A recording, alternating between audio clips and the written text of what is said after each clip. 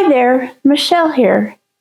In today's video, I thought that I would go ahead and talk about 5 Hoyas that surprise me the most right now, which is February.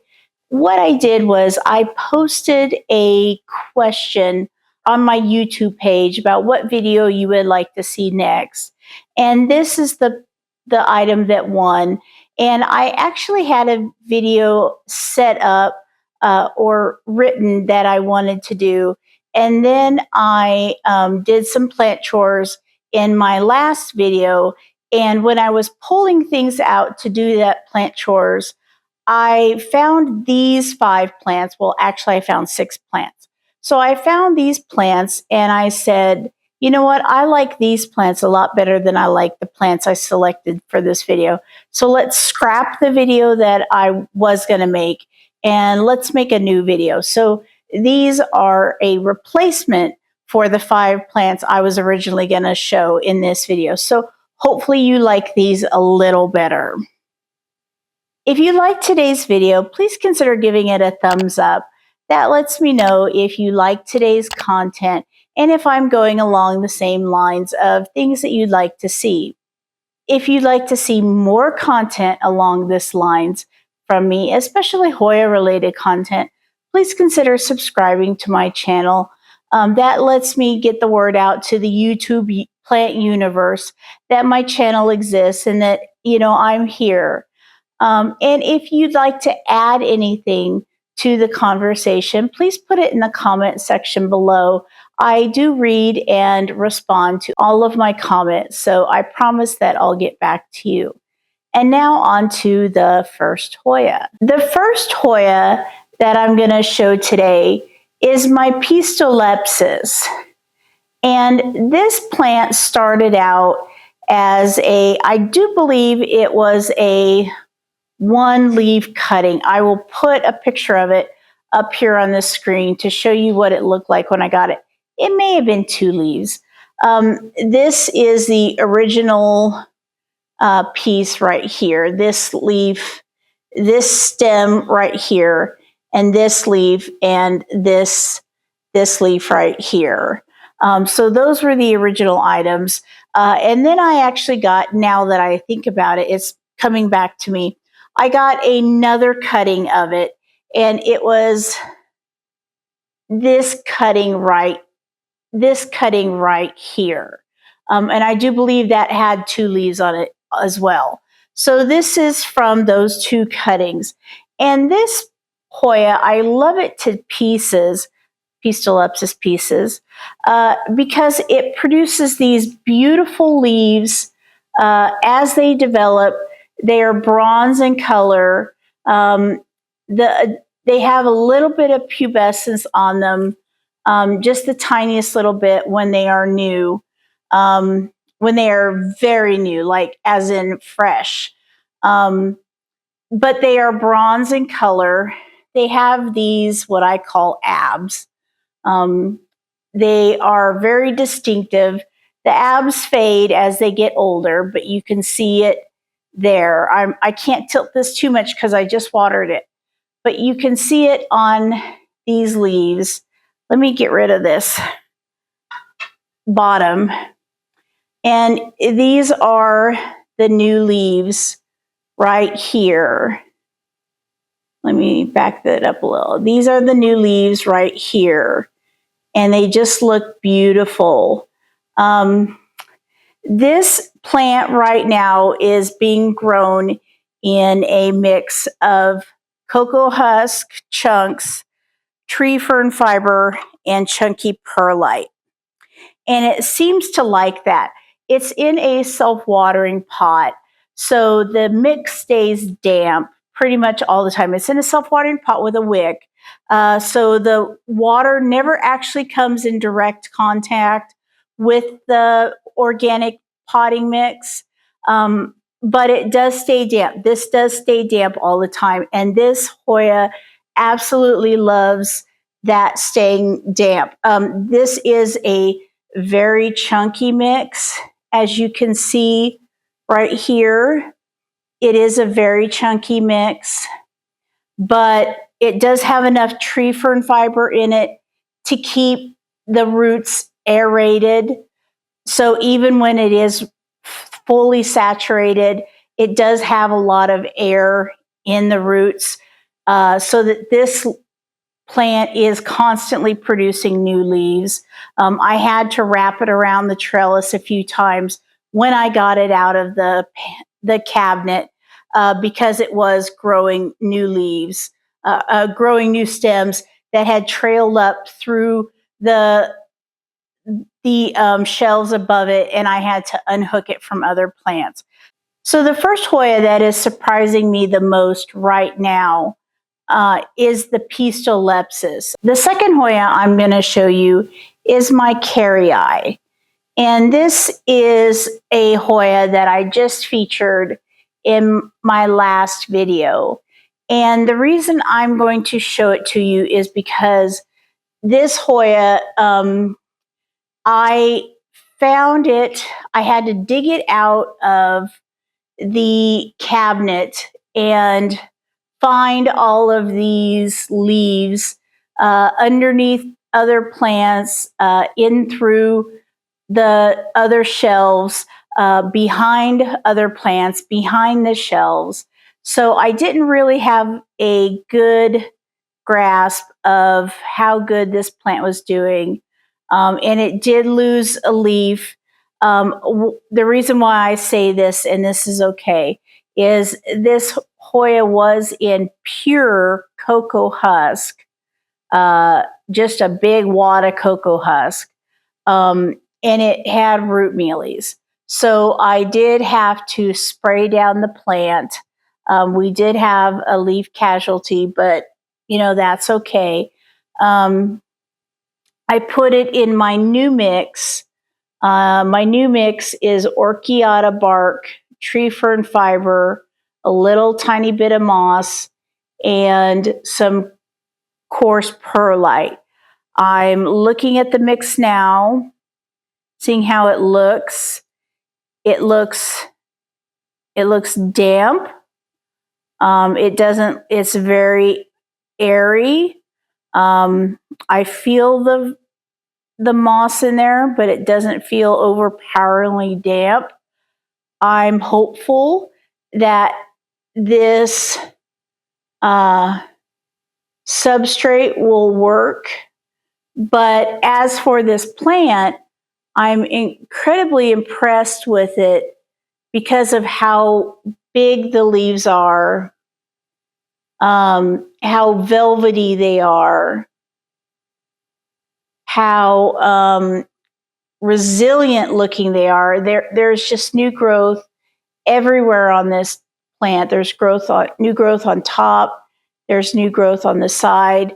There is even some new growth on this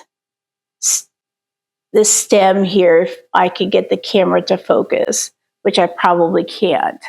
But see, look at like these three giant leaves. These are the leaves, the original leaves, that kind of yellow burnt one that got burnt in the light. That's an original leaf right there. But look at these leaves that grew in my care. They're so much larger, and they're very anthurium-like. They're very velvety.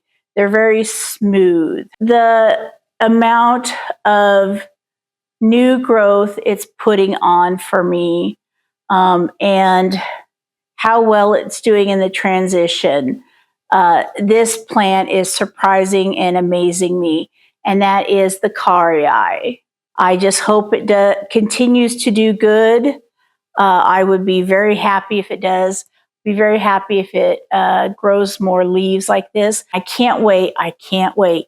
I hope to see this carrii fill out this trellis completely. That would be a goal for me. So the second plant that has really got my attention is this carrii. The next plant that I'd like to talk to you about that has surprised me the most is my GPS 7240. And this plant, I kind of got to the point where I just had to, let me put this down because I have to do it again. Here, let me put this up so you can see it.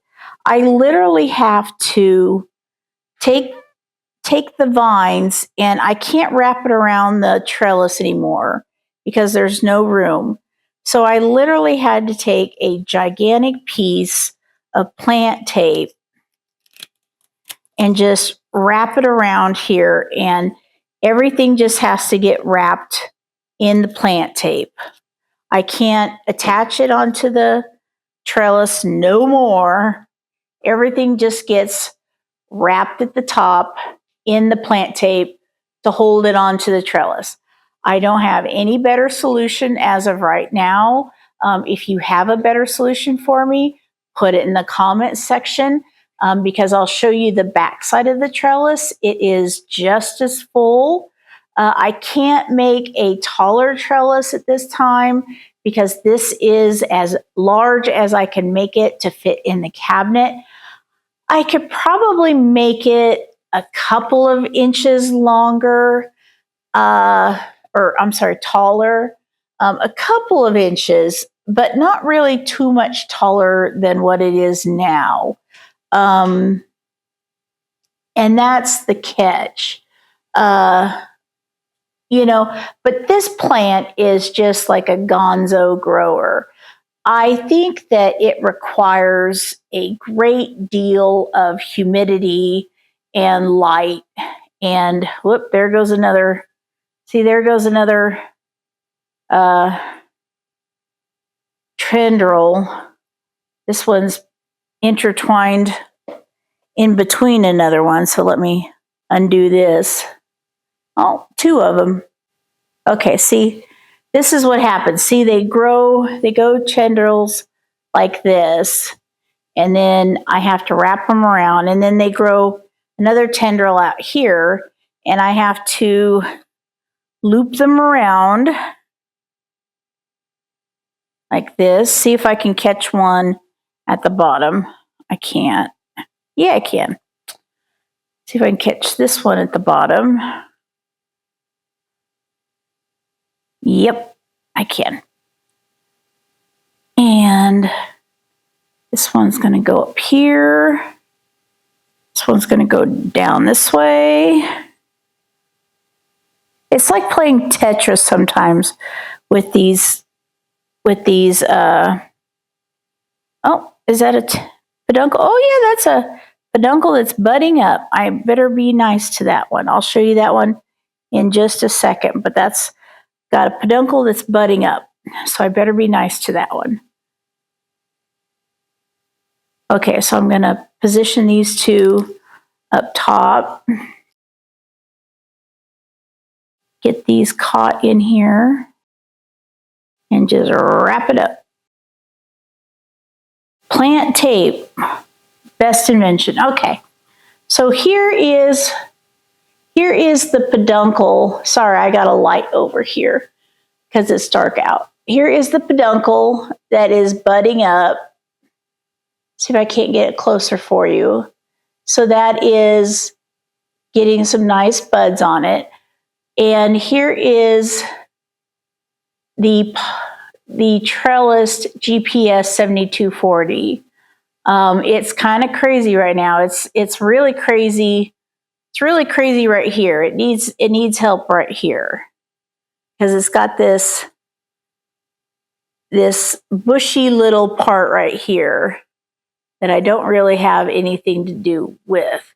So I got to put another plant tape right there, I think, to get it all caught up. But the reason why it is on this list is sheerly because of how much it is growing. And if we look inside at the roots are very, very, very, they're very thread-like. They're very thin, and they're very fragile. Some are pulling apart. I'm taking a look at them. There is some breakage. Looks like this doesn't like to be in the reservoir, these roots. And some roots don't. Some roots do not like to be in the reservoir. And that's apparently applies to this as well. So this is in a 5-inch pot, which is really about 4.5 inches. And this is in a mix with very good sized bark. It's got bark and cocoa husk chips and a little bit of soil to hold it together and chunky perlite. So the mix seems to be doing good. The Hoya is growing exponentially, so I know that it's happy, even though some of those roots were a little rotted. I think that's just because they don't like being exposed to pure water. So I will keep an eye on those and make sure that those are okay. But the rest of the plant's doing really well. And every time I look at it, it's popping up more growth up through the shelf and onto the roof of the cabinet because it is on the very top shelf. This, right now, this has what I call my number one spot, which is the top left corner of my cabinet. It is where my Dischidia used to be before it got too big and I had to move it.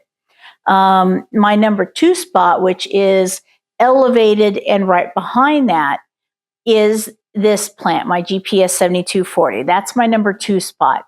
It gets all the attention and all the light, but it's just right behind this one. I would say that it gets even more attention now because this in front of it is so much smaller, so you can very easily see the GPS 7240. So the GPS 7240, it's a beautiful plant. It is right up next to the light, so it does have a little bit of sun stressing, but not really a whole bunch.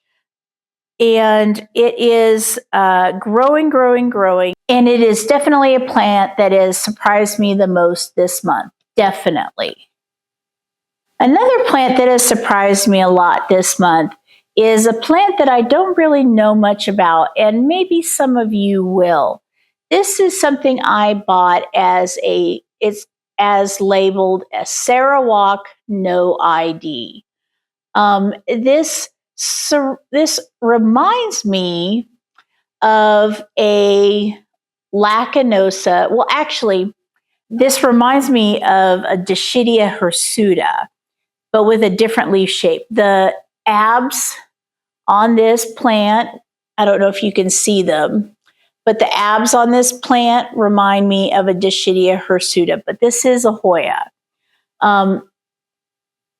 It is elongated like a lacanosa, but I don't think it is. It might be a lacanosa. The original leaves are very, very thick and succulent. This leaf is an original leaf, and this leaf and this leaf are original leaves. I don't know why my darkness keeps going up and down, so sorry about that, guys. I think it's because I have a light in front of me, so sorry that the light keeps going dark to light. But what I did was I potted this up into a 2-inch pot and trellised it on this little trellis. It has grown a little bit. It has grown this tiny little bit on the end of this stem. I don't know if you can see that little bit right there. But it has grown a little bit, so I look forward to seeing that. It's still in the same mix, which is the cocoa husk mix. I did move a lot of my Hoyas into a cocoa husk mix, and then I thought better of it. I'm moving my plants instead to a bark-based mixture rather than a cocoa husk fiber-based mixture. And that is because I think the cocoa husk fiber gets too wet when I first water it and it dries too fast. So what I'm trying to do is I'm trying to look, Miro from Basie Plants uses bark with a bit of moss mixed in. And I'm taking inspiration from him, and I'm using a mixture that does have orchiata bark, which is a little different than what he uses. And the orchiata bark is treated so that it will not break down so easy. So the idea is that it will not absorb water as easy as, and it will not break down as fast. The moss is there to keep the moistness around the roots. The perlite's there to give it aeration. And the tree fern fiber is there as the glue to kind of hold it all together. That is my replacement for peat, soil, if you want to call it that. So that is my change, because I am moving my plants from pond to an organic mix, but I need to keep my mix in mind, because I can't have a mix that dries out after 2 or 3 days, because I'm not watering every 2 or 3 days. And my plants will die if I don't have something that will stay damp for an extended period of time. It doesn't have to be 2-3 weeks, but if it doesn't stay damp for at least 5 to 7 days, I'm in trouble. So I'm on a quest to find an organic substrate that does the same things in terms of extensions between watering than as pond does. Will I get it? I don't know, but we're going to try. So, but this has nothing to do with that. So I may put that on a different section. But this little Sarawak NOID, I'm not really for sure what it is, but if you can get it, if you can see it close, you can see the type of abs it has. See if I can get that. And I just love these. You know, I normally don't buy a NOID, but I was convinced in this situation because this was just such a unique Hoya that I didn't know if I would get a chance to bid on it. Oh my goodness, look. There are 2 new leaves since I wrapped this up in a trellis. Okay, I will have to put a pointer on the screen because I can't take this, I can't point at them with my hand, but there is a new leaf. There is a new leaf there's a new leaf right here, and there's a new leaf right here. So that's awesome. 2 new leaves since I trellised this. So that's really awesome. So the 4th Hoya on my list of the Hoyas that surprised me the most is the Sarawak NOID. The 5th Hoya that surprised me the most is also one that was on my last video, and this is the tengchongensis. And it just blew me away. And as you can see, it's already got a tendril. It's got a new stem forming, getting away from me, of course, immediately. I will take care of that later. But this Hoya just, it was very small when I got it. And then it just took off growing like, you know, and I didn't even know it was taking off growing because in the shelf, it had this, when I got it, it had just this little bunch of leaves down at the bottom. And then it grew 2 long stems. And the stems one went down and one went up. And the one that went up through the shelf, through the pegboard, up through the pegboard, through another shelf, and had leaves going behind the pegboard. And I had to detach it from the pegboard and slowly feed it backwards through the hole in the pegboard. Thankfully, these leaves are very small, so they fit through the pegboard. And then the other stem, I had to untangle it from the other plants that it had become tangled in and had grown and spiraled through. So when I finally got it unwound, I found that it had about 3-foot long stems, and I didn't really know what to do with it. So I was able to put it on this tiny little 7-inch trellis, just this cutie little trellis for a cutie little plant. I don't know how long this is going to stay around. I could probably put it on a little bit taller trellis. When I was making these wire trellises, I made them a little too small. I have plenty of wire, so it's not going to be any big deal to make them a couple inches taller. But this tengchongensis is just a really beautiful plant. I know it's not normally a vining plant, one that you put on a trellis, but for space reasons, that's what I had to put it on. And I think it looks cute. It does remind me of a serpens, of course. But it definitely has grown a lot since I've got it. And pulling it out of the cabinet was just such a surprise. So I definitely had to include it in this video. Now, I do have a honorable mention for this video, and that's because it's not a Hoya, it's a Dischidia. And that is my Dischidia one stripe. Let me take out the This is my Dischidia one stripe. I'm sorry, my Dischidia ovata one stripe.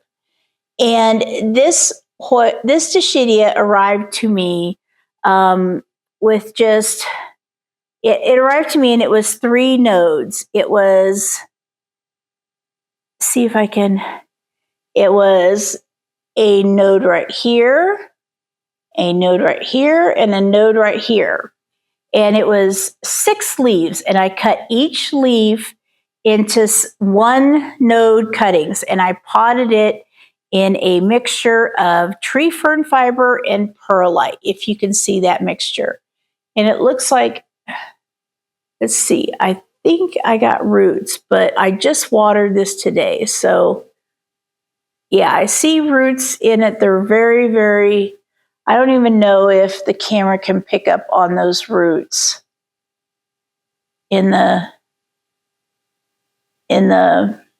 pot, but they are there. But since then, they have finally started to take off and grow. They are all starting to grow now and really grow. It took them a while for them to get rooted. I was taking a chance on just rooting them in substrate.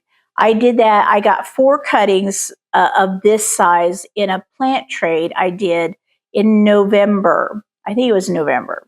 I got some excellent cuttings in this plant trade, and I cut them all up. I got a spectatissima.